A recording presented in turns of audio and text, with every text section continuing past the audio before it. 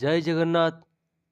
Indian coast guard post ଆପଣମାନଙ୍କ ପାଇଁ ବାହାରି ପଡ଼ିଛି। ଦେଖନ୍ତୁ ପୋଷ୍ଟ ଅଫ୍ ନେମ୍ ଅଛି MTS ଡ୍ରଗ୍ସମ୍ୟାନ୍ ଏବଂ ମୋର ଭ୍ୟାକେନ୍ସି ଅଛି। ନମ୍ବର ଅଫ୍ ପୋଷ୍ଟ ଅଛି 13ଟା ମାତ୍ର ଏବଂ ଦେଖନ୍ତୁ ପେ ମେଟ୍ରିକ୍ସ ଅଛି 18,000ରୁ 81,100 ପର୍ଯ୍ୟନ୍ତ ଅଛି। କ୍ୱାଲିଫିକେସନ୍ ମାଗିଛି +2 ଏବଂ 10th ମାଗିଛି ଏବଂ ଏଜ୍ ଲିମିଟ୍ ଅଛି 18 ବର୍ଷରୁ 30 ବର୍ଷ।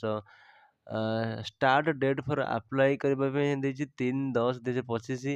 Last date for apply 11/11/2025। ଦେଖନ୍ତୁ ଅଫିସିଆଲ୍ ୱେବସାଇଟ୍ ମଧ୍ୟ ହେଇଗଲା indiancoastguard.gov.in। ବର୍ତ୍ତମାନ ଦେଖିବା କେଉଁ ପୋଷ୍ଟ ପାଇଁ କେତେ ଭ୍ୟାକେନ୍ସି ଅଛି।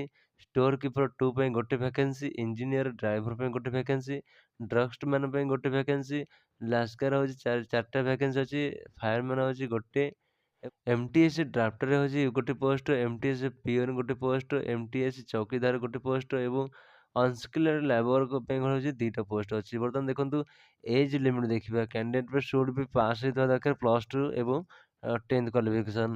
ଏଜ୍ ଲିମିଟ୍ ଦେଖିବା। ଏଜ୍ ଲିମିଟ୍ରେ କ'ଣ ଦେଇଛି? ଏଜ୍ ଲିମିଟ୍ 18 ବର୍ଷ। ମିନିମମ୍ ଏଜ୍ ଲିମିଟ୍ ହେଲା 18 ବର୍ଷ, ମ୍ୟାକ୍ସିମମ୍ ଏଜ୍ ଲିମିଟ୍ ହେଲା 30 ବର୍ଷ। Age relaxation application for role ହିସାବରେ ଏଜ୍ ରିଲାକ୍ସେସନ୍ ମଧ୍ୟ ଅଛି। ବର୍ତ୍ତମାନ ଦେଖିବା ଷ୍ଟାର୍ଟିଂ ଡେଟ୍ ଫର୍ 3/10/2025 ଏବଂ ଲାଷ୍ଟ ଡେଟ୍ ଦେଲା 11/11/2025। 3 ଅକ୍ଟୋବର 2025 ଏବଂ 11 ନଭେମ୍ବର 2025 ଭିତରେ ଆପଣମାନେ ଆପ୍ଲାଏ କରିବେ।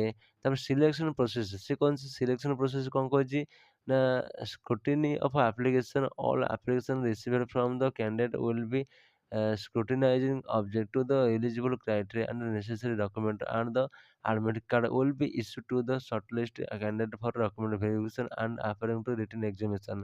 ସେ କହୁଛି କି ଦେଖନ୍ତୁ ଆଗେ ଯେତିକି କ୍ୟାଣ୍ଡିଡେଟ୍ ଆପ୍ଲାଏ କରିବେ ସେ ଅନୁସାରେ ସବୁକିଛି ରିସିଭ୍ କରି ସେମାନେ ତଦନ୍ତ କରିବେ।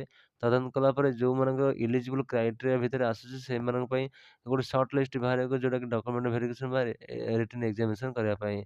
ହାଉ ଟୁ ଆପ୍ଲାଏ ଦେଖିବା। ହାଉ ଟୁ ଆପ୍ଲାଏ ଆପଣମାନେ କେମିତି ଯେଉଁ ଡେଟ୍ କ୍ଲୋଜିଂ ଡେଟ୍ ପୂର୍ବରୁ 11 ନଭେମ୍ବର ପୂର୍ବରୁ ଆପଣମାନେ ଡକ୍ୟୁମେଣ୍ଟ ସହିତ ଆପ୍ଲାଏ କରିବେ। ଇସ୍ୟୁ ଥିବା ଡେଟ୍ରେ ଯେଉଁ ଡେଟ୍ରେ ଇସ୍ୟୁ ହେଇଛି ସେ ଡେଟ୍ର ଭିତରେ ଆପଣମାନେ ଆପ୍ଲାଏ କରିବେ। କେମିତି ଆପ୍ଲାଏ କରିବେ ଦେଖନ୍ତୁ। ଅଫଲାଇନ୍ ଆପ୍ଲାଏ କରିବା ପାଇଁ ଦେଇଛି, ଅର୍ଡ଼ିନାରୀ ପୋଷ୍ଟ କରିବା ପାଇଁ ଦେଇଛି। ଫିଲ୍ ଦ ଆପ୍ଲିକେସନ୍ ଆପଣମାନେ ଏଇ ଅଫିସିଆଲ୍ ୱେବସାଇଟ୍କୁ ଯାଇକି ଗୋଟେ ଆପ୍ଲିକେସନ୍ ଫର୍ମ ତା'ର ଅଛି, ଆପ୍ଲିକେସନ୍ ଫର୍ମ ଆଣିକି ଆପଣମାନଙ୍କର ଫିଲ୍ଅପ୍ କଲା ପରେ ଅର୍ଡ଼ିନାରୀ ପୋଷ୍ଟରେ 45 ଦିନ ଭିତରେ ଆପଣମାନେ ଦିଆଯାଇଥିବା ଏମ୍ପ୍ଲୟମେଣ୍ଟ ନ୍ୟୁଜ୍ରେ ଦିଆହେଇଥିବା ଆଡ୍ରେସ୍ରେ ଆପଣମାନେ ସେଣ୍ଡ କରିବେ। ଅଫଲାଇନ୍ ଥ୍ରୋରେ ଏଇଟା ଆପ୍ଲାଏ କରାହେବ। ଜୟ ଜଗନ୍ନାଥ।